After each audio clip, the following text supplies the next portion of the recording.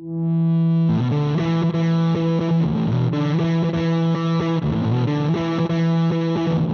and gentlemen, boys and girls, welcome to the episode of Tatami Talk. My name is Juan. This is my true partner, Anthony. This is a judo podcast for judo players by two judo players. So, Anthony, how are you doing today? I'm exhausted. We just held the... Well, I had a couple of visitors coming in town last week, and then the work was kind of crazy. I had to take a day off to show my friend around town. And then we had that inter-dojo scrimmage again just now, like as May 1st, Sunday. So we're doing this on May 1st right now. As some of you may or may not know, we did a live stream of our crosstown scrimmage tournament that we've been holding like the past almost every 3 months or so. We've been having at our dojo. We invite Sawtelle Judo and Goltz Judo to come down. We make some teams. It's just for fun. It's not super competitive, just people to get out there, get their feet wet. And we've actually been having a lot of beginners lately do it. Like when we first started, it was a lot of like brown and black belts just wanting to get on the mat. And the more we've held it, the more we've seen like more white belts, yellow belts. There's actually there's less brown and black belts. Actually, some of the brown belts today were not brown belts last time they came to the tournament. So they're brand new brown belts. They got promoted. Yeah. So, but some of the more seasoned brown belts, we haven't seen them. And the black belts, we haven't seen them probably because they're like, oh, I have to Golden State Open to go to next week or something like that, a couple of weeks. Yeah. So the scrimmage isn't as popular as it was the first couple of times because it's still popular. It's still popular. It's not as popular with the brown and black belts as it was before. Yes. We still had a pretty good showing. It was we had more matches than last time. Yeah, I believe we had around 70 matches, something like that. Yeah. Well, we had 48, I think, matches that were scheduled. The matches afterwards were like the exhibition matches, which we did last time. We're like, anyone just grab someone if you wanted extra matches. So in total, with the normal matches and exhibition matches, the scoreboard showed we had ran 78 matches. 78 matches in about 3 hours, would you say? Yep. Wow, that's crazy. Yeah. So if you're interested in watching this, actually, we streamed it live on our Twitch channel, which is Tatami Talk on Twitch. It's going to be up there forever as long as Anthony doesn't delete it on accident or something. And Anthony's going to post it also on our YouTube channel at Tatami Talk as well. I think I figured it out because I didn't realize that Twitch, if you don't like make it a highlight, you have to be what they call a partner. So you have to have like a large amount of subscribers and viewers for them to unlock the limit for you to keep your past broadcasts. Otherwise, your broadcast gets removed within like 7 days or something like that. I don't remember what it was. So that's what happened. Our broadcast got removed past 7 days because we're a small channel. We're not worth the storage. We're super small channel. Yeah. So what you have to do is make it a highlight clip. So that's what I did. I made it a highlight clip. So we'll see if it stays on. If it doesn't, then we still have the YouTube recording that I'm going to edit and upload. We had a couple of injuries this tournament. So I'm going to edit those out just because nobody wants to see people injured, or actually it's distasteful. So I'll just edit those out and then upload it to YouTube. Overall it was a great tournament. A lot of great throws. There was no golden score. No golden score at all. There was Was there? Two ladies. No. There's two ladies I thought were going to go to Golden Score for a while. No, they didn't go to Golden Score. They're getting close though. They're getting like the 1 minute left, I think, point was it? Or it was getting close. But most matches didn't go the full 4 minutes. We're doing 4 minute rounds and stuff, old school. So you might be watching video and asking, why is there red side and white side? Because that's just old school rules. That's the way our sensei wanted to hell it, just doing old school ways. And you might see people wearing two belts also. And that's, again, old school way. You wear your regular belt or belt rank you have, and you wear a white belt, or a red belt over that. I just realized tucking your gi in with two belts on is kind of hard. Yeah, tucking your gi in with one belt on is hard. So I was wondering, we're going to talk about it, but All Japan Judo Championships was just this past weekend.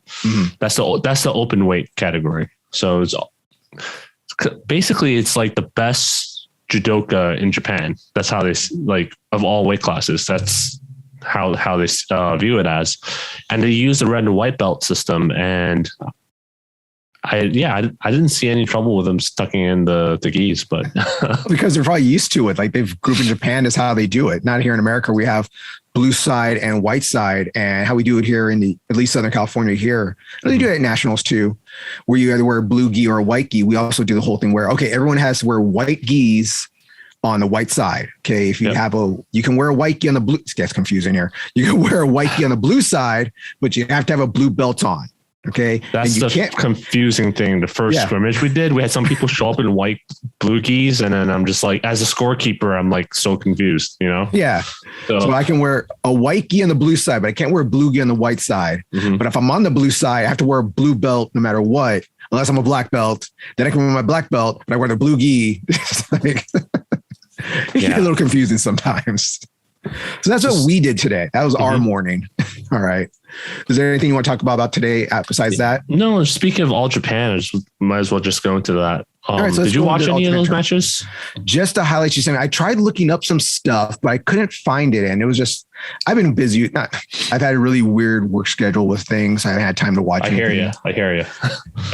It's just, it's right now because this is my own personal stuff now. The regular TV season has ended. So now it's a summer TV season that has summer shows or a lot of streaming shows actually filming right now.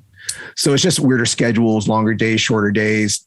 One day I think I'm working, one day I'm actually not going to work instead. It's been crazy for me, but I've been looking on highlights on Instagram and I've tried to watch the YouTube channel you sent me that had a lot of highlights too on it. That was pretty good. Yep.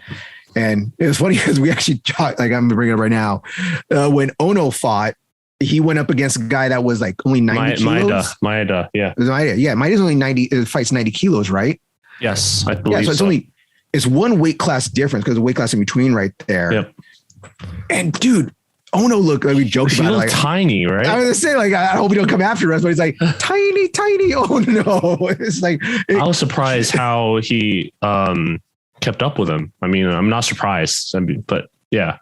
Yeah. But that's one of the cool things about the Open. You see these big 90 guys, 100 plus guys go against guys that are small, like 60, 70 kilo guys or more or less and stuff. Sometimes they're just like, God, what are they going to do? How are they going to fight? Is the big guy just going to smash him? Can the big guy keep up with them? Is he going to get tired? What's going to happen? You know, that's what makes it interesting about the Open when you watch it. Yep. So what did you think about the tournament? I think I like the fact that there was Yukos. I actually like the fact that there was Yukos. There was a lot less golden score than we thought until like the end, obviously, because they let people get away with Shidos and stuff because they don't want the match, like the finals or semifinals, to end in like Hansoku Makes. A penalty. So that was what I was not happy about. Again, inconsistent referee calls. But I mean, All Japan, the interesting fights are always like the small people versus the big people. That's when you see like the interesting stuff happens, and you kind of see how they deal with bigger, stronger people. Yeah. And beginners always ask like, how do I deal with this bigger guy in Randori? How do I deal with a stronger guy in Randori? And I feel like just go look at All Japan Judo Championships. Look at how these guys deal with it, right? So they move around a lot, go to the side, come in sideways most of the time. You know, don't come in head on.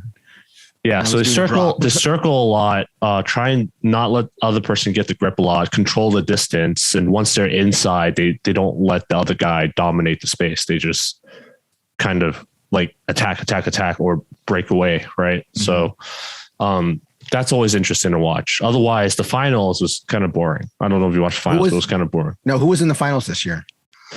I forgot the name, Saito versus someone, but it was just two big guys. One guy was definitely much bigger. They're both open weight. They're both definitely 100 plus, but one guy was just bigger than the other by a lot. One's super 100 plus. Yeah. And it'll be interesting to see how this guy, I've never seen him on an international circuit before personally. And I'm being interested to see how he stacks up to the other big guys. Cause, Japan traditionally doesn't do that well in the heavier weight categories because they are smaller than most of the other open weights people out there. So it'll be interesting to see how this guy stacks up against them. Though I'm no expert, but I didn't see anything impressive coming out of him. It was a lot of Shido games. So a lot of Japan's last really good heavyweight or 100 plus was Ishii. And that was, was Ishii before Inoue? Was he, or was he right? I think Inoue was after Ishii. Inoue might have gone after Ishii. Yeah, actually he was. Yeah. But it's just been, when you talk about international, I just always think of, it's always come to that, Teddy Reiner and his dominance in judo. how big he is, how good he is. Now we're talking about him and stuff. We just talking about Japan. But okay, so who won? Was it the one that you said you'll have to, I'm not going to spoil it. You're not going to spoil it? Oh my God, it's going to come out a week later. Oh, I'm going to look at my phone right now. Watch for yourself. Make you do some work. Watch it yourself. Okay. All right, so we don't want to spoil it for people. Anthony's being very considerate. We don't want to be getting out spoilers and stuff. So it's a really good tournament to watch. It's really fun, pretty interesting. You're going to see big guys versus little guys. A lot of different things happen. And they uploaded a lot of shorts, like highlight clips of the throws for the men's. But the women, they didn't do any uploads shorts. So you have to go through all the long ass matches for the women. So oh, that doesn't sound good. Was it just because there weren't good matches or what? I don't know. But I'm not going to make assumptions here. But yes, you are. I always enjoy watching the women's matches more because it's more Newaza. More Newaza, less like we both feel this way. It's more a well-rounded judo in our opinion. They do Tachiwaza and Newaza. Yeah. Where a lot of men don't. A lot of men just focus on Tachiwaza. And I totally understand that. If I can throw for the Ippon and I focus on that only, then that's what I'm going to go for. I totally get it. Yeah. Like think about how often you see women do Uranage. Mm-hmm. It happens, just not as often as men do it. I can't even remember the last time I saw women go for Uranage. It happens, but it's usually like a counter, not like step behind, take the back, and then But that's just my opinion. But yeah. Okay. And so like what me and Anthony are planning to do hopefully soon. We got some weird schedules and stuff. We got some things coming up in our lives. We got to get a video date together. We're going to do some live streaming of us watching matches for fun and just watch with people out there.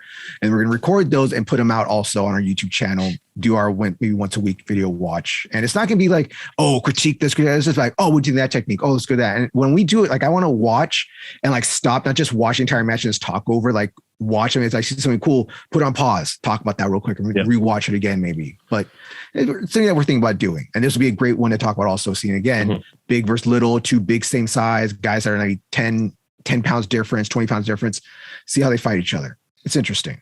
Yep. All right. So that was the Japan open weight tournament, which is a huge tournament. Another thing that happened pretty much right after we did our last broadcast, it was like some news came out and it's not big international news. It's more, it was just posted on the European Judo Union. It's website. So it's not something that's going to affect us in the US that much it's only going to affect European fighters because the European Judo Union came out that they are not going to strictly enforce the new gi codes. Now, what they're saying that because of the shortage of gis being made, I don't know if it's the cotton or being made in Pakistan. I think it's just the shipping problems worldwide and material shortage, like you said, and labor shortages. Because we're still feeling things from the pandemic. We still have a lot of shortages about things. And because of other things happening around the world, affecting other people in other places, there's a shortage of things. Like everyone's dealing with this right now. So judo's dealing with it with gis. So with the European Judo Federation, what they decided to do is that we're not going to enforce the new gis until next year, which is they're not strictly enforcing it. But the thing, here's a little side thing right here. Isn't that just a year before the Olympics pretty much? Yeah. And these rules have to be enforced for the Olympics. So you get used to fighting these gis and stuff. So as you've seen in the European tournaments, the IGF tournaments, when someone has the IGF patch on the back, that means they're barring either gi was illegal. So what the European Union was saying, I keep pronouncing the European Union, the European Judo Federation, what they were saying. I think it is European Judo Union. EJU. Is it European Union? Okay. Yeah. I'm going to keep calling it European Union then. Okay. So what they said is that they're not going to enforce the front, like 20 centimeters or 15 centimeters. The cross. The point of where it crossed. They're increasing the margin of error that you have basically. And then the same thing with the skirt. The skirt's supposed to be 25 centimeters. Yeah. So the new rules of the skirt was basically it has to cover the butt and more than the butt by like 10, 15 centimeters or something like that. That seems so big. So now they're just saying we're just going to enforce covering the butt, not the longer past the butt part. Which is funny because in all Japan's, none of their gis covered the butts. So that's how I was to say. Like with the Japanese, they always got their short skirts all the time, like really short. Yep. Like how much does your belt even cover? You just see a big guy, the big heavyweights, and then they'll like I don't want to stand up here, and they're like For our audio listeners, Anthony's standing right now, trying to pull down his shirt. They like use two fingers and pull like a little centimeter out of their belt. That's showing. Send me a little inch down and stuff. Yeah, I got a little down here. See.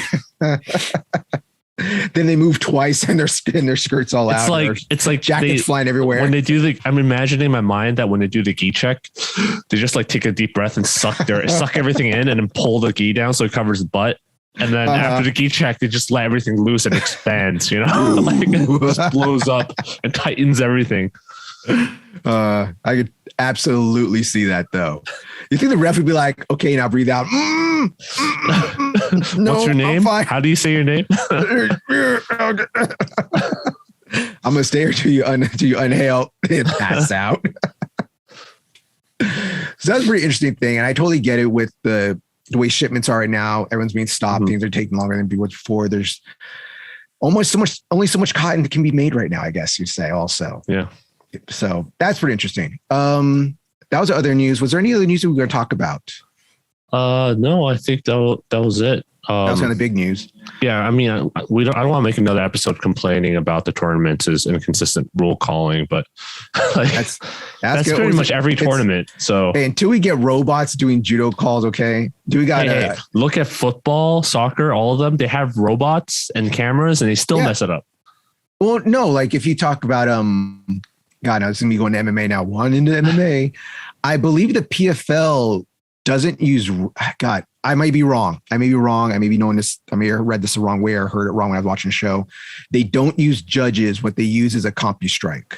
Is the CompuStrike numbers or like CompuBox, or I can't remember what they call it. I think it might be CompuStrike or something like that. They use that for the algorithm. I'm not 100% sure, but I think they do.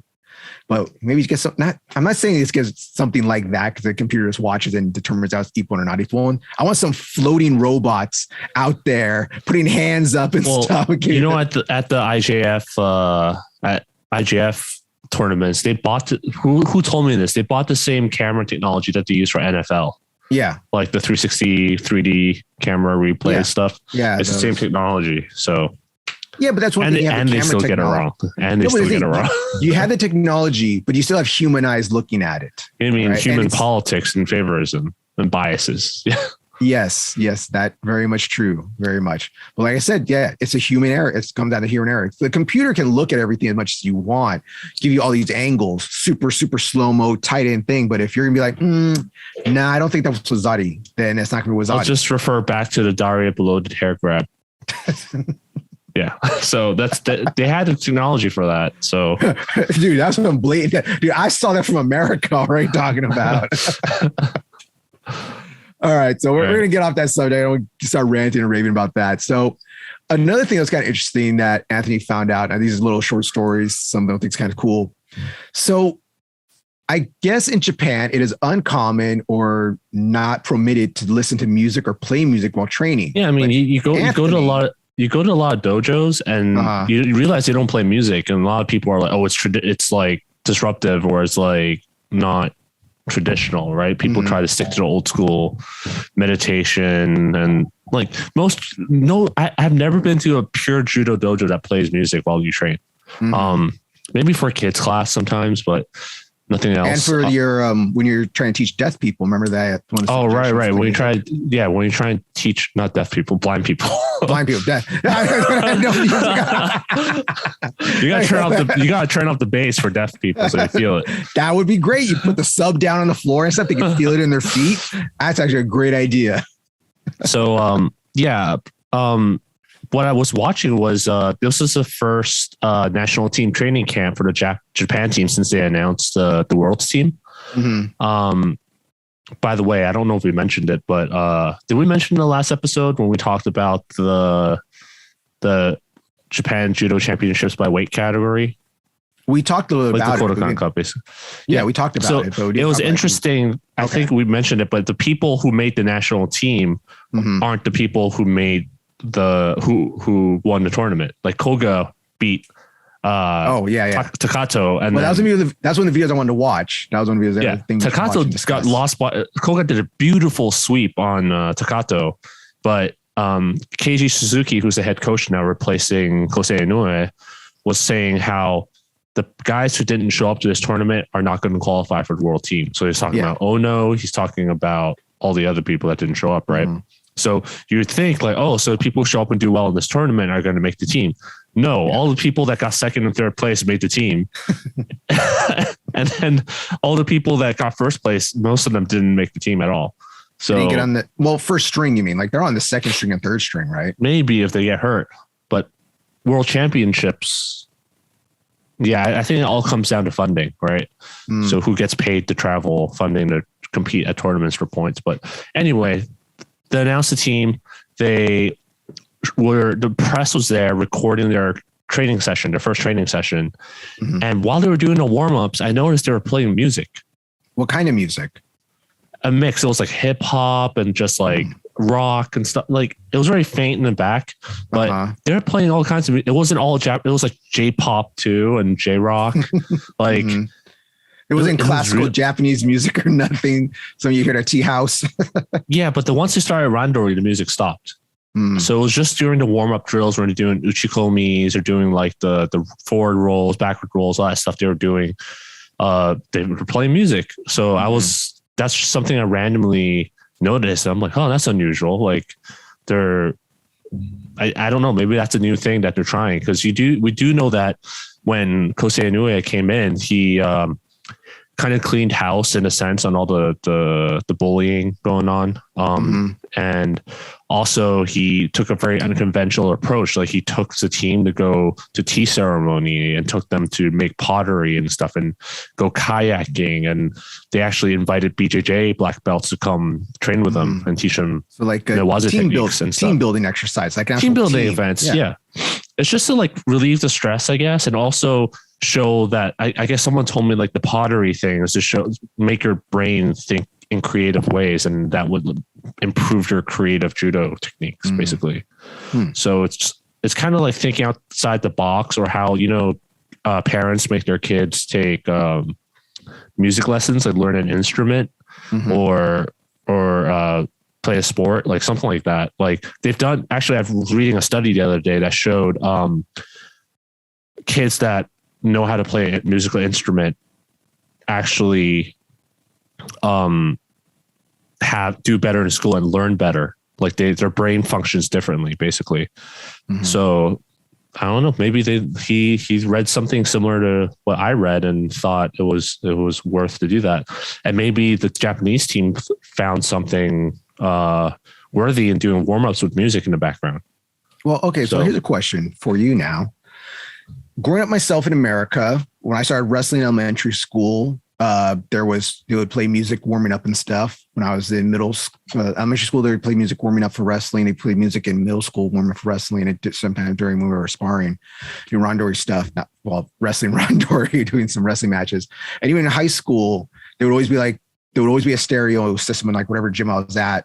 And it would always play music during warm-ups, sometimes during drills and stuff. And then it would put it back on again when we start doing live matches. And even like, I guess it might be an American thing, but when you go to MMA gyms, every MMA gym I went to, like my grappling session on in the whole time. Yeah. Even during kickboxing and stuff, when I was doing stand down kickboxing, they would always have music on playing and stuff. So I don't know if it's maybe, is it an American thing, or do they, like, you train in other countries? Do they do it in other places? When I trained in Hong Kong, Japan, none of them did that. No. Yeah. I've never been to a country where they train, where they played music in the back for judo, at least. But like you said, I've been to a Wing Chun place where they actually have the radio on, not music, just radio. And I think it's just a Chinese thing to have something in the background. But radio was one thing, but it's usually like talk show or news or financial or horse racing. They're talking about horse racing. Horse races. Yeah. Damn it. What happened? I lost $100. Yeah. So it's usually just like someone talking in the back for when I visited Wing Chun places, but I've never had people in judo play music. Kickboxing, I know there was some mixed. So I visited some Muay Thai places, and my Muay Thai place plays music during drills and sparring and pad work. But I know there's some mixed opinions about it, because some people say you don't want to train yourself to fight to a certain beat. Mhm. Does that make sense? Like you don't want to. I can understand that, but isn't Muay Thai? They would play live music at Muay Thai matches in Thailand anyway. It's supposed to be based. Muay Thai is supposed to be based off the music they're playing. But the music gets faster. You're supposed to fight faster. When the music slows down, that's what it's like. That's kind of weird thing about that now. I don't know if that's true though. I don't know if that's true, but I don't know if it's related to the music. But they do fight faster towards the end because of betting odds. You got to remember Muay Thai is like a huge betting thing. So people would, a lot of Muay Thai fighters that move to like MMA, they will have a slow start. And usually that goes against them because they take a lot of damage due to a different rule set. But in Muay Thai, a lot of people start slow to increase the betting odds against themselves. Mm-hmm. And then towards the end, they would like fight hard. They work with the bookie. It's like you ever watch Enter the Dragon, okay? And you got Roper there trying to make bets and stuff. It's like that, you know? Yeah, so that's totally a thing on Muay Thai. But again, like I said, just a lot of Muay Thai gyms, I've heard people say that I don't like to train towards music because I don't want to get used to a rhythm. I want to be able to control my own rhythm without music in the background. And then there's the opposite end saying like, I want to train to a rhythm and then I can like work off of that after I develop a rhythm. I can totally get that with striking. You're doing your foot movement, your jab cross, you get too much of a rhythm, your kick. But in wrestling and grappling, I don't know if you would grapple to a rhythm, you know? Well, I mean, if you think about it, a lot of beginner drills they say judo is like dancing, right? We do see some movements, especially in kata, that looks like dancing. And then the flow movement drills, like think about koichigari or dashi drills. You do the 1, 2, 1, 2 sweep, 1, 2, 1, like that kind of drill. I think it would benefit with some little bit of music in the background. Do you want to, obviously you have to be careful what music, you don't want to play like death metal. That's another part of my thing that I always get worried about offending people sometimes. So if I get worried about playing music, like, oh, this is too poppy. Oh, this is too rock. This is too gangster, this is too death and stuff. It's my BJJ club mixes it up. Like every day is a different theme. So one day it's some death metal, and next day some hardcore hip hop. You know, and I heard some millennial playlist stuff too. Some classical music, some punk, some what do you call that? Blink 182 and stuff like that's classic music nowadays. God, I'm old. So do you want to do the experiment maybe in our class? Think if we should we ask for permission to play music, or do you think you want to try it? I mean, doesn't hurt to ask. I think he'll say no though, but maybe it's an experiment we can try. Because if we do it by ourselves, I don't think the experiment will work out. But what if we test it anyways? Just well, that's not how we have to set a baseline. We have to have a control group. So we've been controlling for months now. How they're looking right now. No, and then we have to find a way to test it. Like what proves that it works and what doesn't prove that it works, right? So Tuesday's class would have no music. Saturday class would have music. What you need to do is submit this to one of those French judo federations to do a study on, because they have the numbers, they have the funding, they have the schools, they have the study programs to do it. We don't even have the numbers to do that. So I think it's beyond what we can do. Okay. See, people, I'm trying to do stuff and Anthony's just shooting me down here, you know. It's a negative Nancy here. All right. So that was kind of cool that they're playing music in it. Was it at the Kodokan or where was it at? I think it was at a university. I think I'm not sure. I couldn't tell. I don't know. They didn't say. I was just watching. It was. I don't think it's a Kodokan though. Okay. Well, it's cool that they're playing music, trying something different. Why not team building exercises? As they say, building a judo family. All right. Got that family only. All right. So that's kind of thing that's going on right now. So let's talk about something that we've been trying to get to for the past 2, maybe 3 weeks now. We talking about this. And it's the whole thing about going light in judo. What does going light in everything? I think. I'm going to talk about my experiences going light in Muay Thai and then getting knocked out. Someone tells me going light, I'm just like, I don't trust somebody to tell me going light. So the thing is that, in grappling or any martial art, actually, really, when you start doing live randori or live sparring and stuff, you're going to get some people that are tired or people that aren't that good at it that want to say, hey, let's go light, or I'm injured, let's go light. The whole joke is actually, it's funny because, I think it's one championship made a meme of this where he did the whole thing of like, hey, I hurt my rib. Do you want to go light? And then it goes like, what he actually means, hey, you want to break my rib because I already messed it up. So you want to finish it off for me? and then it goes to a strike like, hey man, I feel a little sick today, a little woozy in my head. So let's go light. And then what it says, like what it actually says, dude, please knock me out, man, as soon as possible. Something like that. But you get that when you ask people, let's go light. And you get some people that are legit, like they want to just move around, do like perhaps some yakuseiko gekko, you know, you go, I go, we do some mutual benefits. And you get the ones that are snakes in the grass that say, let's go light. That way you go light, I go 100%. And I feel like a big man because I beat you up because I told you, let's go light. And you did it. Yeah, I won't say who, but there's a guy who would always tell me, let's go light. And then he'd be like stiff as hell. I would catch him off balance and he would just spin out of the throws and not let me throw him. And then when I actually throw him, he's like, I thought we were going light. I was just like, you were going hard. Like I was going light. You decided to go hard. It's like how I always say when I train with when I train certain people like the first time, I tend to go like really light. Like I don't even say I'm going to go light. I just want to see what your baseline is and go from there. Okay. If you're going here, then I'm going to go here. Then if you start, but then you sometimes get that ladder of like, oh, then they start going hard. Then you start going harder. Then they start going harder. That's the escalation. Yeah. Then you just get that meme of Hulk Hogan and Ric Flair being like, they want to do some light rolling. Then they're all bloody the next one.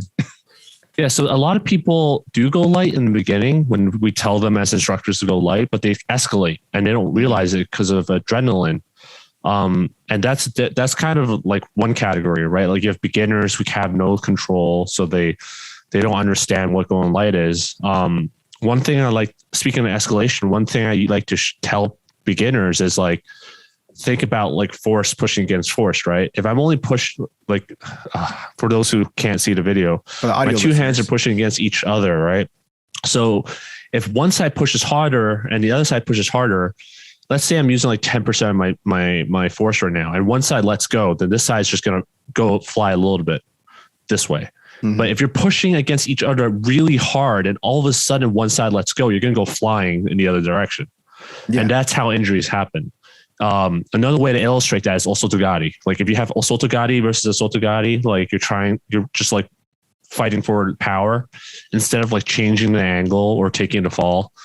You just keep trying to push each other in opposite directions. Eventually, one of your knees is going to snap, or one of you are going to go flying super hard on the ground and get concussed.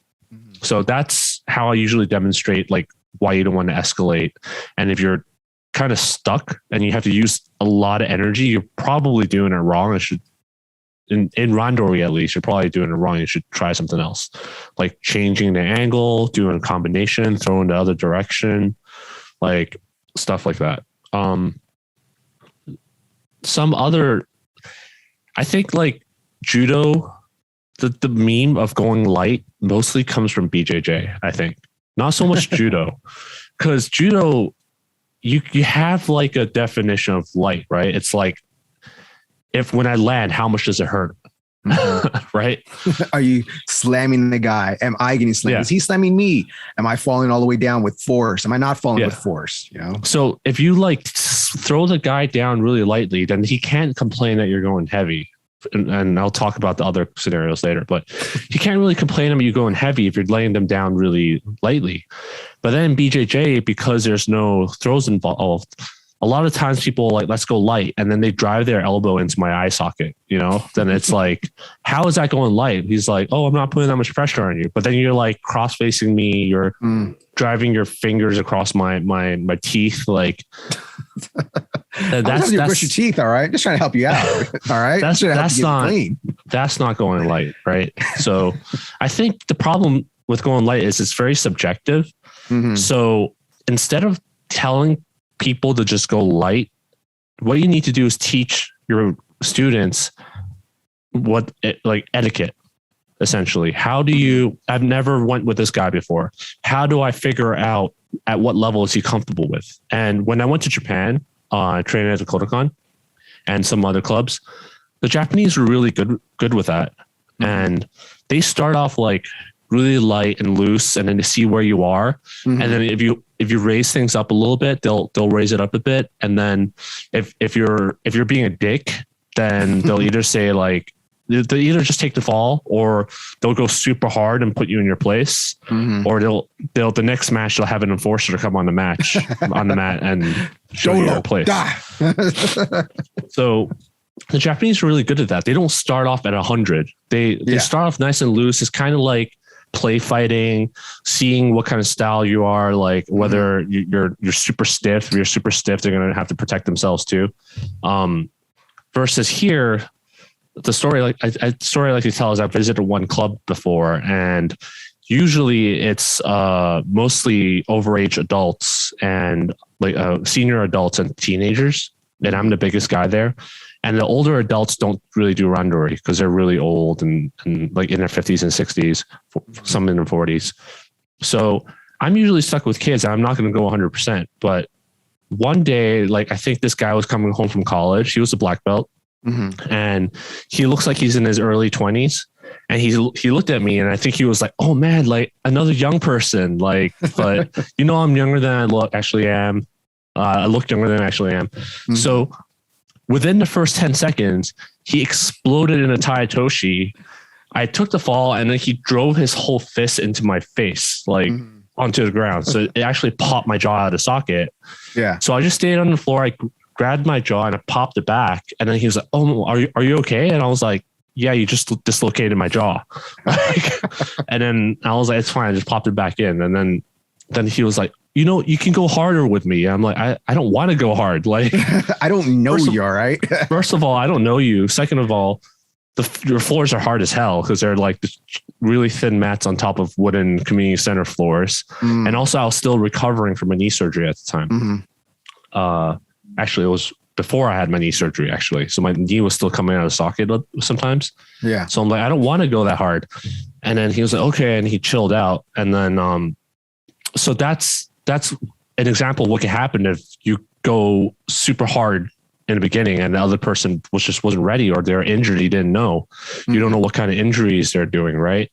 But I've seen some people when they start to like any injuries, like, I don't think it's your responsibility to ask people for the injuries. It's the person who's injured's responsibility to say, by the way, I had knee surgery on my right knee, so don't kick my right knee.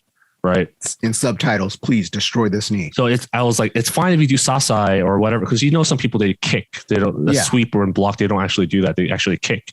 Yeah. So there was one time where I had knee surgery on my right knee, and the guy was like, okay. And then next thing he does is koshi makikomi on my right knee, like wrapping his leg around my leg and driving his weight into it. So I was like, after that, I'm done. I'm not going to go with you anymore. You go with that guy. Yeah. So yeah, there's all these very definitions of going light. So you have to, like, going back to what I said, I think what's important is to develop your students to have etiquette to figure out at what level the other person's at and then match it up. And once in a while, you might meet a guy like Will at our dojo who's super competitive. Like, he loves to fight, which is fine. And if you're also in that mood, then you would go Will, and then you guys are both competitive and you'd like go hard, and that's fine. But it's kind of like a consent thing. If you don't know that the guy's okay with going hard, then why would you go hard? Yeah, well, some guys when they're young only have one speed. That's the whole thing, Yeah, that's the thing. So that delves into the other thing I want to say, but unless you have something to add before we move on. I want to add something right there where you're talking about how the judo, I think we have a little bit more clarity about like what means going light where BJ doesn't. And I just want to say, because I think like what I try to teach with white belts that I teach and beginner belts I teach, and a lot of other dojos, is that they teach before you start doing randori fully, like full out randori, you kind of start off with yakuseko geko, French randori, light randori. You go, I go, move around. And even then people can go hard. Yeah, but you can go hard. Yeah. Some people can go hard, but then that's up to us. And that's how someone's gotten hurt before. We have to tell people, hey, calm down. Stop going so hard. That's not yakuseko geko. And you're teaching them what yakuseko geko is. So they have a baseline like, okay, this is what going light means. This is what true going light means. You move, I move, we work on thing. Okay. You fight 5%, 10%, make me work a little bit. Don't just give me the throw. But I think you build that in judo with yakuseko geko, where in BJJ, even in catch, even in regular freestyle, folk style wrestling, most grappling styles for the most part don't have something like that. Yep. They'll just say, let's go light, or let's just roll. You know, they'll say, let's just roll. But then when you tell someone, like I had this happen sometimes, so it would be like, let's just roll. But when I rolled somebody, I'm nice. Okay, go ahead, get the choke. All right, yeah, here, have my arm for the arm bar. Okay, oh, going for the knee bar. All right, I tap. But then you get some guys are like, okay, yeah, let's roll. And they're like fighting to their death that they're not going to give you that arm bar. They're fighting to the death that you can't choke them out. Or if you get the knee bar on them, they're just like, I don't want to break his knee. I'm just going to let go now. And then they jump on top of it, you know? Yep. That's exactly what I was going to say about the spectrum is, in BJJ, going light is basically more about strength. Like how much strength do you feel from coming from this guy? And there's also pressure. How much pressure are you using on top of the guy? Like I could be going light, but then putting all my weight on someone in like in a spot. And they might I ain't touching them. I ain't touching. What are you talking about? They might think I'm going heavy just because I'm using my weight on them. But even though I'm not using any strength, and at the same time, I can be using a lot of strength, but then I have control over it. That doesn't mean I'm going. Yeah, so it's BJJ is more about strength and pressure, I think. But like you said, judo, this is kind of going to the next level of my understanding of it is we have a couple of guys at our dojo that are really, really good at grip stiff arming. Let's just say they're experts at stiff arming properly, in my opinion. And they would always tell me to go light. And they do throw me light. Once they throw me, they go really light. But they're grip fighting and stiff arming is at 100%.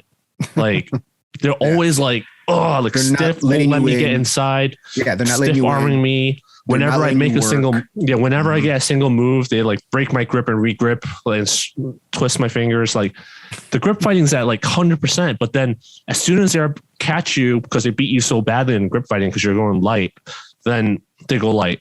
You know, so for me, I just treat that. I don't even try to throw them at that point if I want to go light. I just treat it as a grip fighting experiment. So that's one thing, right? The other thing is you'll have people going light, but then they don't want to take the fall. So let's say you're going at like 10% speed, right? Let's just say you're going with a beginner, 10% speed. So when he catches you off balance, you do like a really slow fall. But then when you do the same thing to them, they'll suddenly speed up to 100% to spin out and throw. Yeah. And then land in So, or when you catch them in a sotogari, like, you know, you enter and you catch them instead of taking the fall, they'll like suddenly explode 100% resistance. And then once they get out of throw, they go back down to like the slow 10%. Like that doesn't work like that. That's not going light. So that's also how injuries still happen. Yeah. So it has to be like we said before, it has to be an understanding when you say, or the person says, let's go light. It has to be an agreement that we're going to work together. And that's why I go again, because I keep bringing this up. It has to be similar to Yakuza Geiko.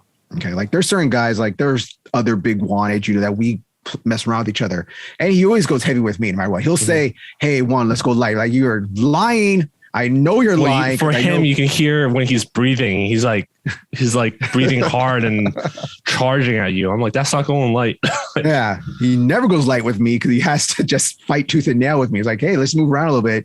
Hey, Juan, I just want to move around a little bit. Let's go light. Like, okay, I'll move around you. Next thing, I'm just like, oh, damn, I fight for my life to get him off me. So one other type I've encountered is they would explode 100% into our entry of the throw, and once they get in, then they'll like slow down. So one example is they would explode into a Tai Toshi and they would almost like basically kick my knee out from exploding. And then he'd like pull lightly, like, but he like 100% explode in. And hard explosive entries. That's how you work out, you know?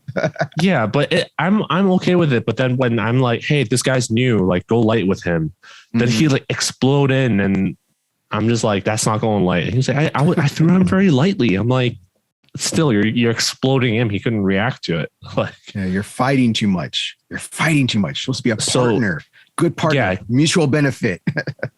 It's all about communication. Another thing is a lot of people are too afraid to look weak or stupid and basically tell the other guy you're going too hard. And that's the ego part of when people say when you do judo, you have to leave the ego by the door, or most martial arts just say that you have to leave the ego by the door. It's not just absorbing information, but it's also protecting yourself with times to say, hey, this is not okay. Hey, like, I don't want to do this. Like, I don't feel comfortable doing this. You're going too hard for me. I don't want to train with you. I want to train. I don't feel comfortable training with you. I want to train with someone else. Like, that's all part of ego. Because some people are like, well, I'm going to look bad. Sensei is going to think I'm weak, that I can't beat this white belt, even though the white belts are usually the most dangerous in the class. Like, yeah, they don't know what they're doing. yeah. So it's like, Sensei's going to think I look bad if I say no to this guy, but that's how you get hurt. And you just have to be careful. But after a certain point, I think as a black belt, you have to learn how to deal with those people, because someone has to go with these guys. And your judo is not going to improve unless you learn how to deal with these situations, whether it's beating them, even when they do that, or how to safely get out of those situations, even if they put you into those dangerous situations.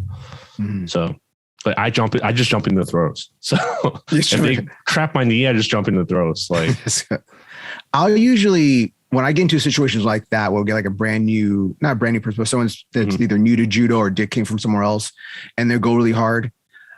I know it's going to sound terrible, but you've seen me do this before. Sometimes you have to break somebody. Sometimes you have to put them down to put them in place, and then I'll talk. I know who you're talking about, but it does not work for that guy. I can tell you right now. It's worked for me because they've come down with me a lot.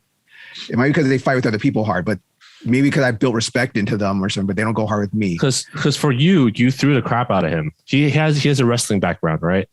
Well, not just him, but that's one of the most recent ones. So you threw the crap out of him.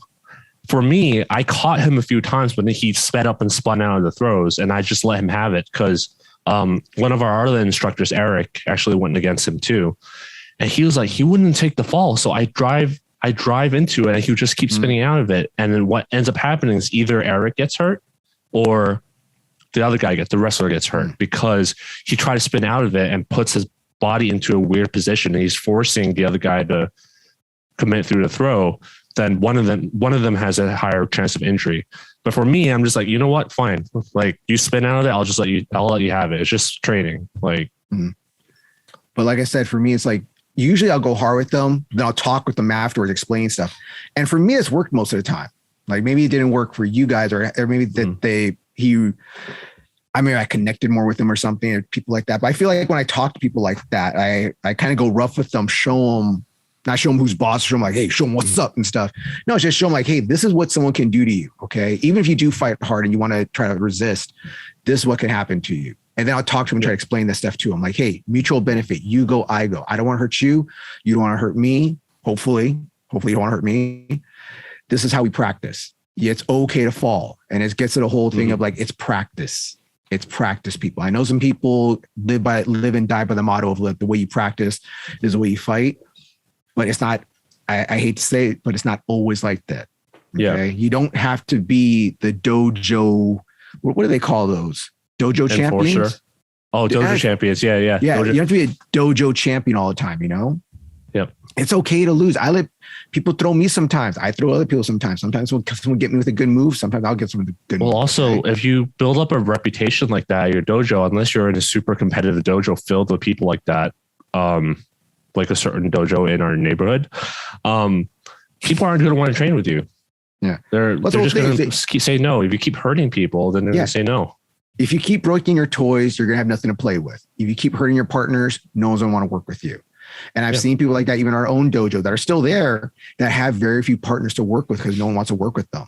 And there are people that are very thick-headed that you'd be like, well, you know what? I've tried helping this person many, many times. They're not listening. They're not getting through it. I'm done with that. I hate to say it, but it's like, okay, I'm just like me personally, I'm just an assistant instructor. I'm not having to deal with this person anymore. I'll try to help them out with technique and stuff. But when it comes to like doing randori or anything else in that, I can't help you because it's in one ear, out the other. This is why most people recommend beginners to go with higher belts, because they're supposed to know more of what we were saying, and they're supposed to have more control over their throws and their falls, and supposed to have less of an ego and understand what going light means. Yeah. So they're supposed to know all this stuff from the experience that they have. But again, some people get promoted fast through the competition route and they might not have that control. So you have to kind of judge it by a case basis. And this goes into like people visiting a club. If you're a new person, don't go with a guy who is the visitor of the club until you see him go with a higher belt and see how he is. Like, you don't want to be the guinea pig, basically. Yeah. But this consent thing, like when we're talking about the etiquette of trying to figure out what level the guy is, it might not be a one session thing. It might take weeks or months to figure out, do I want to train with this guy? What kind of guy is this guy? What kind of grappler is he? Does he have an ego? Does he like to do dangerous moves? Tanya Toshi. Does he like to spam those moves? Because I love Tanya Toshi. I do Tanya Toshi all the time. All right. I've seen people, they would try and do judo moves, and then the moment that they can't do it, they get frustrated. And then they're like, okay, I'm done trying this. I'm just going to try and win. And then he's going to, in Randori, I'm just going to try and win Randori. And then they will resort to just spamming Tanya and Toshi for the rest of the night. And you see it in their eyes, like when they get frustrated. So are they those type of people? Like those kind of behaviors take time to figure out, basically. So another thing is working on your kemi. Like the better your kemi. Yeah. Well, go ahead. There's one more thing that's actually bring us something good, because talk about when people talk about people going light and stuff, they hold on to you. But I want to talk one more thing about people that are going light. And I want to tell people, please don't be this person. Don't be the guy or girl or person that says, let's go light, and then wait for your person to disengage, and then you attack. Counter judo. Well, not even really counter judo. I don't mind counter judo. I love counter judo. I do counter judo sometimes with certain players. It's the more the person where, okay, when I say let's go light, to get the person to be what I say, lull them into sense of security of not going hard. And then explode in the openings, because they widen the openings, right? It widens the openings, but it's like, I'll come in for Uchimata. I'll be like, okay, I'll fight for Uchimata, going, Uchimata. Okay, I'm not going to get it. As soon as I stop the Uchimata, then that person attacks. Or even I'll be disengaging from the person. Like, okay, I go from Ippo Sonagi. I'm going, okay, I don't get it. I'm pretty much almost outside, almost letting go, and then they'll attack. That's the worst kind of person I say, like going light. And there's something out there. That's kind of like counter judo. It's like on counter judo, but it's like the edge of like counter judo. Yeah. I hate how counter judo sometimes gets like this bad reputation, but it takes skill to be a good counter judo player. Oh yeah, definitely. It definitely does take skill. But it's just one thing if some people say like they go in they go in the pretense of like, let's go light. Okay, I'm gonna go light. And even during Newaza stuff, sometimes you go for a throw on somebody, say you get them down and it's like a wazari, but then they'll turn on you really hard and be like, get you in Keskatame or something. Be like, I got you. They go light on the stand up, and on the ground, they go hard. Yeah, they go really, really hard and stuff. Grind your face in. Yeah, or you'll get Kochigari on them to be a butt Kochigari, and then they'll be on their back and they'll scissor sweep you, get on top of you, or go for a choke. Like, really hard. It's like we're going light, and I literally disengaged because I had to move already. I already threw you, and now you want to continue fighting. And that's like, in my opinion, one of the worst kind of people that say, let's go light, just to get you to lower your guard down, just to get you to be like, lull you into sense of security. And then they're going to go hard and try to hurt you or do something. That's one of the worst, because sometimes I see those people do like a lot of standing arm bar techniques, because you'll be like, you'll go for a move, you let go, but your hands still attached, and then they'll whip you and they'll arm bar, standing arm bar almost. And so I have to clarify too, that going light does not mean don't attack.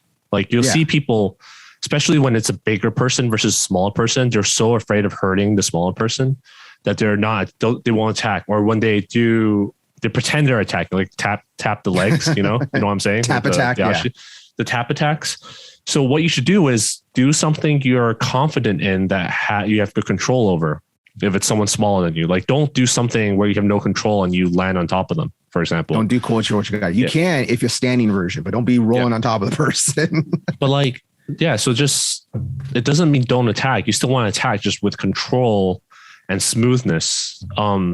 Like ideally for me, what going light means is if I recorded a session of 2 people going light and then I sped it up at 2x speed, it should look like a full on normal judo match or judo randori session. That's what I personally think. It's just normal randori session that's slowed down. That's what it should be. Like for both people. That's what I think going light is. You sped that up. You one person finally going normal speed, the other person going 2 times speed and faster now, bouncing around the mat. Yeah, and Do you have anything else to add to this before I kind of start sidestepping? No, that was just my little thing with that, my little side thing about people that do the pretense of like, oh, let's go light. And then they want to do stuff like when you just, that's one of my big pet peeves. Like I hate when people do that. Yeah. I used to train with a guy that did that all the time. And I would always be like, what's wrong? What did I do wrong? It's like, you know what you did wrong. You know what you did. Why are you doing that for? See, that's why no one wants to play with you. See, that's why you got no partners. Yeah. And going light doesn't, some people would think like I'm not getting good practice in when I'm going light or something, but we might have mentioned this before, but it's important to train with people that are worse than you and train with people that are at your level and train with people that are better than you. Because if you only, like Travis Stevens has said this too on his podcast, if you only train with people that are at your level or better, then it's really hard to develop new techniques. Because let's say I'm learning Uchimata. I might be really good at Uchimata potentially, but I haven't got the ropes down yet. Every time I try and do it on this like super high level guy, it doesn't work. It just shuts me down. Then I'll be like, okay, Uchimata's not my throw, but that might not be true. I just probably haven't put in enough time into polishing it yet. Yeah. So what you need to do is try throws you aren't that good at yet with beginners. And then when they work with beginners, like not beginners, but someone worse than you, someone that's not as good as you, try those throws and work out the kinks on those people. And then once you're like, oh, this might work. I think I like how it feels. Then you try those same sets of moves on someone at your level. And if it still works, then you know that you have something here. That's when you take it to someone that's better than you for them to expose all your weaknesses in those techniques and how you can go back and polish. It's like an endless cycle. You go back and you just say, wow, this guy better than me just shut me down because every time all he has to do is get this grip and it'll stop this throw.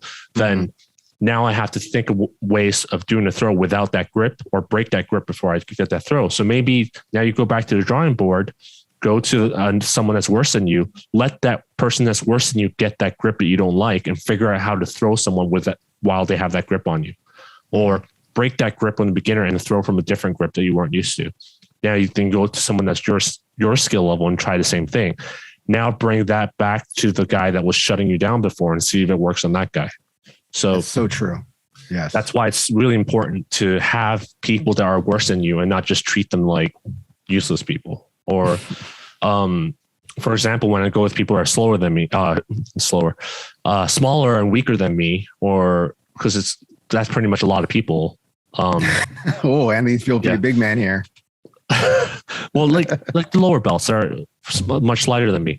I would work on my left side throws, like because I notice I see a lot of left sided throw openings, but my left sided throws aren't that good for Osotogari, for Uchimata. I see the openings, but it's not that good, mainly due to my injury on my right knee. But my right knee is recovering pretty well now. So now I need to go back and work on those left-sided throws. And I sure as hell ain't going to do it to Charles. So I'm going to have to like try it out first on the beginners, newer people, smaller people. Once that works and I polish it down a bit, then I'm going to start doing it on people my rank, my size, my height, my rank, my skill level. Then I'm going to go back and try it on people better than me, like you, Charles, Raphael, all of them, people that are better than me. So that's just something that I've seen a lot of people at the Olympic level, like national level, other coaches, they've reiterated that you can't have just an A team. That's one thing. That's another thing Nicholas Gill told us at the clinic. Nicholas Gill, head of the Team Canada, when he came here for a seminar, people were asking him, what's the secret to Canada's successful judo program? One thing he said was Del Forte, that the guy might have messed up his name, but he won a bronze medal that brought him funding and that money. Basically, number one thing is money. And the money allowed them to pay a B team to train at the training camp center. Because he said you can't just have an A team.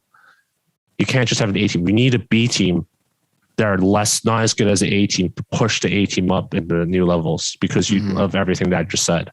Yeah. So, and this all goes to going light. You know, you don't have to go hard 100% of the time with a light color, with a citrus color, or with a black belt. You know, it's about developing stuff. What true going light means, working on things, figuring stuff out, and not trying to kill each other. And again, and I'm going to repeat myself again because I've said it a bunch of times now, I think this all comes down to learning good Yaku Seiko Geiko and what it really means. Because even you brought this up that, because a lot of people call it French judo now, that's how the French judo teams get so French good. randori, yeah. Yeah, French randoris, because they do so much Yaku Seiko Geiko in the motions, in the movement. So it builds the muscle memory. And that's another big thing about judo. A lot of people forget about that. It's the muscle memory of going light, building an uchimata muscle memory. So when you do go hard, it's already there. You're not thinking about it. It's already in there. So you don't have to try to kill each other going light or how to be sneaky going light. Go light legitimately, work on moves. And this is that makes, oh shit, I'm gonna knock on my mic again. Yes, what you just said, it reiterates everything that I was trying to say. I think you put it much more nicer though. Much better. Thank you. Of what going light really means, Yeah. Having an A team, having a B team makes total sense, because you can't, like you said, you can't go 100% all the time with me, Charles, or Raphael or someone higher than you because it's not going to work. Like we have a student, again, bring up Will again. Will's really trying to work. I don't want to give away his move, but Will's really trying to work on a move right now. Mm-hmm. And he's really getting frustrated. I think it was like last Wednesday or something. He really tried to work on it. When you kicked someone in the balls? In the Webbles? That one? Yeah. No, I don't think it was that one. It might have been that one though. It could have been. But Will's really trying to work on a move. And of course, I see it coming. I'm going to, especially during randori, I'm going to block it. I'm going to see it coming, especially it gives me space to move.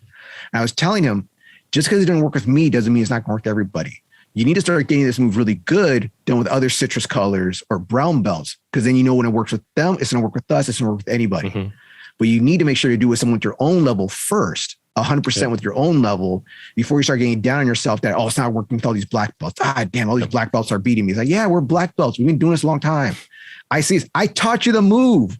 I taught you most of that move. You think I'm not going to know how to get out of it and see it coming?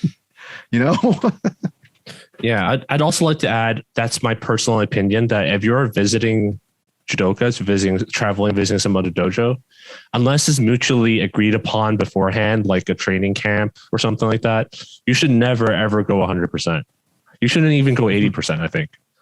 So I think that's just just the etiquette. You don't want to get hurt while you're traveling, all that stuff. Like you want to make friends and network. This is coming from like a recreational point of view. Like you don't want to make enemies or get hurt. If you're like a competitor, you're traveling to get better, then yeah, I understand. But that's a different story. And I don't have any opinions on that because I'm not a traveling international competitor.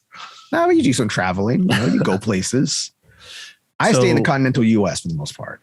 There was a thread on Reddit recently where someone asked, like, I feel like I have to use strength to throw people. And I feel like this kind of connects to this. And he's like, how do I throw someone without using strength? Because I need to use strength. And my sensei says I'm using too much strength. I'm like, you think you have control over your strength, but you don't.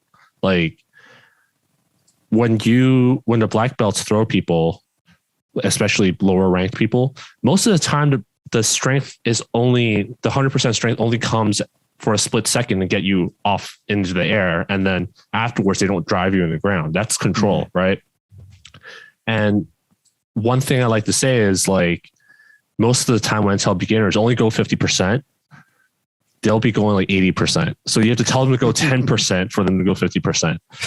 And an example I used to describe to the guy was, have you ever tried throwing a ball on your non-dominant hand, like your left hand, like throwing a baseball or football or something? Okay. So when you throw, for audio listeners, I'm trying to test throwing a ball with my left hand. I'm trying to figure out, have I ever done this before? And I don't think so. Have you tried brushing your teeth with your left hand?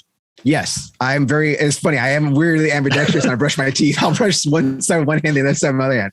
But I will say this, when I do Kali or stick fighting stuff, it is always easier to learn combinations and techniques with right side dominant than it is to do left side. But when you do Kali and Eskrima and stuff like that, stick fighting, it's mirror image. So you're doing both sides at the same time. But my left side sometimes would be like, I don't know I can't stick this. When you do Wing Chun forms, like I train Wing Chun, when you do Wing Chun forms, you always start with your left side, because the idea is if you run out of time from doing left side, or most people focus on their dominant side, so we'll never do the left side. Yeah. So you force people to do the left side first always, so that they would grow to be ambidextrous. That's the idea. But what I was getting at is, if you ever threw a ball, like I used to play handball in high school, and he was in the hood. Yeah, and time. My left hand like wasn't really developed back then. You try to throw a ball, it's the first hard part is timing the release of the ball when you throw it, when to release. That most people, when they throw as hard as they can, they're going to throw the ball straight into the ground or straight into the air, because they either release too early or too late, so the ball never goes straight, right? And then afterwards, you just fix the throwing arms action. So first, you got to fix the release and the throwing arm. But that's not irrelevant. But basically, most people have no control of their non-dominant hand. Yeah, they're left. And that's basically you learning a judo throw that you're not familiar with, is you have no control over it. So when you add strength to it, as hard as you can, it's going to fly everywhere and potentially hurt you or the other person. So what you want to do is do it slowly and learn how to do it at slow speeds, and you start to do it faster and faster and faster until you can throw that ball straight with decent strength and speed on your left, with your non-dominant side. And that's how you develop a judo throw. And that's kind of an analogy I like to use. You're basically developing a new movement that you're not used to. Because another thing he said was, the guys asked was, how do you commit to your throws without using strength? And I'm like, well, using strength and committing are two different things.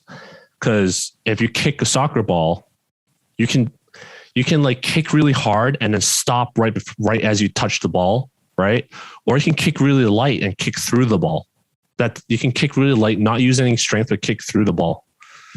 So those are two separate things. And I think those are all things that are important for people to understand to go light efficiently, because again, going light doesn't mean don't attack, and doesn't mean don't commit to your attacks. You have to commit to your attacks. You can't just do half-ass attacks.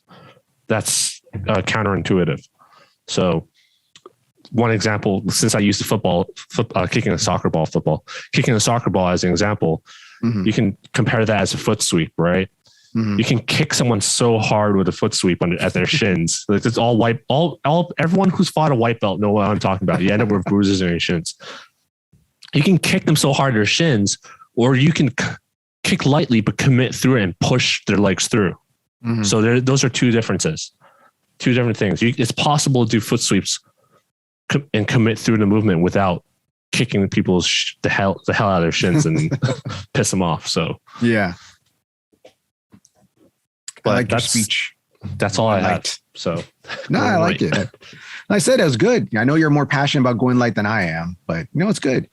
I want to do it. Well, speaking of the tournament we did today, Brian Hershkowitz, I want to be like him when I get old and still be able to do judo and compete. So yeah, he does have his goal to hit one day.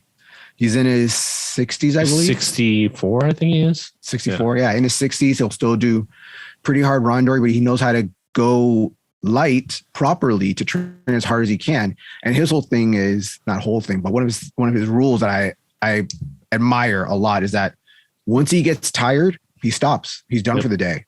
Because he knows that once he starts getting tired, he's going to use more energy he's going to go harder, which should end up hurting himself and hurting the other person. And he doesn't want to hurt himself. He doesn't want to put himself at risk for that. So he knows that once he gets tired at a certain point, it's done. And he's not one of these guys that sits out and like comes back and comes back. It's like, okay, I go to a certain point. I'll do 2/3 of the class or so. All right, I'm tired now. Now I'm going to walk away. That's amazing. I wish I could do that. Refer back to our episode about training older judokas starting judo for more discussion on that. We had an episode on that. But like today, the guy he fought was like, it looks like he was at least 10 years younger than him. Yeah. And he beat him. And he was going super hard. Like he was kicking the crap out of him. He was like ragdolling him, and he dealt with it in a very maximum efficiency kind of way. He was yielding, and one of them he countered him. Another one the guy brought him to the ground, and Brian's also a BJJ black belt. So I was like, oh, it's over. Oh, yeah. I remember when I was watching it. I remember watching that one. Yeah. And I was like, oh, bad idea. Yeah. So yeah, if you want to know what we're talking about, just go watch it. I'm going to upload it to Twitch or YouTube. So he's one of the first matches, Brian. Brian Hershowitz. Yeah. He did a lot of first matches and he had a few matches in the middle and then he was done by the middle of the tournament. He was done, I believe. Yeah. He started reffing at the end. So yeah, started helping out the reffing. All right. So is there anything else about Going Light that you want to talk about? No, I mean, we can go on forever, but I think judo is going, judo is going light's different from other sports. Like I didn't even talk about Muay Thai yet, where some guy thought going light means hitting me directly in temple at 50% strength, which is still enough to knock me out. So hey, I didn't cold cock. I didn't knock you fully out. All right. So, that's going light. I barely touched you. I hate when somebody will go super, or they'll be like going light, but then they go super fast. And it's like just stinging you the entire time. Like, stop touching me. Yeah. If you interview a lot of people that train at Thailand or Thais that train in Thailand, they complain about foreigners coming to Thailand and train and going super freaking hard. Mm-hmm. They're like, they'd have no idea. They'd think like, oh, I beat a Thai in training and sparring. Like it's the same thing. All martial arts, they struggle from this thing, this idea. And yeah. You get amateurs going against pros or beginners going to advanced people. It's always that whole it's side story here. Now it's going to pretty much go with the thing about going light. So one of my instructors, that I grew up with, Tonk Sano and stuff, one of my uncles, him and his wife got inducted into the Martial Art Museum. It's here in LA, the Martial Art Museum's Hall of Fame. And I went to the Hall of Fame ceremony and they had, I guess, a friend of theirs wife. I don't know how she did this, but it's like, so there's people like giving speeches about them. Like, oh, they taught me this. I learned from that stuff. But this woman went up there and she started talking about herself, which really got me upset. And then she started going like, well, I just started martial arts and I'm beating up all these brown belts and black belts and I'm just a white belt here and I'm kicking all their butts and doing all this. And I'm like, ma'am, they were probably going easy on you because they didn't want to hurt you because this woman was an older lady. Sounds like a YouTube channel we were talking about. Yeah. This woman, like I'd say we had to be in her maybe mid to late 50s and like probably didn't want to hurt her, didn't want her to get hurt because she's just getting started. And now she's talking shit about you, saying that she beat you up or beat some guy up or some people up at this dojo. And I was like, what does this have to do with them getting their Hall of Fame speech? I was like this close to getting up, but my pops was next to me and he was like, Juan, don't do anything. I'm like, oh, disrespectful. Oh, so disrespectful. It's okay. I think everyone knew, like, had the same thing in your mind, and she's probably the only one that's oblivious. Yeah. So okay, so that's it for this episode. Everyone, please remember to like, share, and subscribe. You can follow us on Instagram at Tatami Talk. You can follow us on YouTube at Tatami Talk. You can follow us now on our Twitch channel, Tatami Talk. You can follow me at @Jared_Juan. You follow Anthony at Anthony Throws. Is there anything else I'm forgetting? No, I think we're good. Our YouTube, not our YouTube, our messages, emails, any questions, any viewers want us to look at stuff, want us to go over, you can message us at tatamitalk@gmail.com. All right. Yep. Now that's it, right? Yep. All right. So long, everybody. And don't forget to slap the mat. I think he forgot again.